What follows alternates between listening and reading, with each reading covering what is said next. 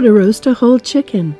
You can't rightfully call yourself a cook unless you learn how to roast a whole chicken. Compared to beef or pork, chicken is definitely a healthier choice. Whole roasted chickens are also great for family meals. Chickens are much smaller than turkeys, and should you have some left, you can easily use it up in salads, soups, and sandwiches.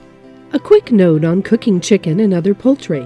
While fresh ones are tastier, frozen ones can also serve as well. Just make sure to thaw it in the fridge for no longer than a day and a half. Carefully wash your hands, the chicken meat, and disinfect all surfaces which came in contact with it in its raw state. Don't forget to remove the giblets and the kidney from within the cavity. Here's how to roast a whole chicken beautifully. 1. Preheat the oven to 450 degrees. Take the chicken and gently blot off all remaining moisture from the skin using a thick paper towel. Drying off your bird like this will make the skin crisp after roasting. Always roast a whole chicken in its skin, even if you are trying to cut calories. The skin actually keeps the juices from drying out. If you prefer not to eat it, just discard the chicken skin right before carving. 2. Rubbing some salt and pepper all over the inside and outside of the chicken is actually enough to season it. But if you want to go for something more special, add some herbs, garlic and onion into your dry rub too. A light coating of olive oil will help everything stick better. You can also stuff some herbs and small potatoes into the cavity. Some finely chopped garlic and onions wedged under the skin will take it beyond humdrum. 3. Truss up your bird with some plain white cotton string. A colored piece of yarn may leave dye behind. Trussing is actually not needed for smaller chickens, but it does make it look more gourmet. When trussing, you simply use a length of string to tie the legs together, another to tuck the wings underneath the body.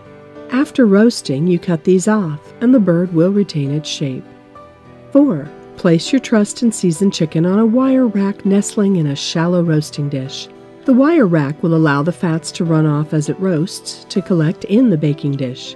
Put these into the hot oven and turn down the heat to 375 degrees. The length of roasting time depends on how big the chicken is. The rule of thumb is 20 minutes for every pound plus an extra 15 minutes for crisping. Thus, a 5-pound chicken will cook in a little less than 2 hours. 5. Every 20 minutes, take the roasting pan out so that you can baste. Make sure that you leave the oven door closed to keep the heat in. Using a baster, a silicone brush, or just a plain spoon, scoop up the juices that have collected in the pan and pour it over the top of the chicken. 6. Continue cooking the chicken until the amount of time appropriate for its weight.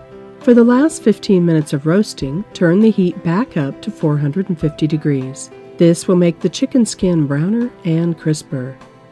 7. The chicken is done when a meat thermometer stuck in the thickest part of the thigh reads 180 degrees. If you don't have a meat thermometer, stick a skewer in the same area and see if the juices run clear. 8. Take the chicken out of the oven and let it sit undisturbed for about 20 minutes. This will give the juices a chance to be reabsorbed into the meat. Don't skip this step because carving the chicken before it has a chance to cool will let the juices escape, so you end up with dry slices.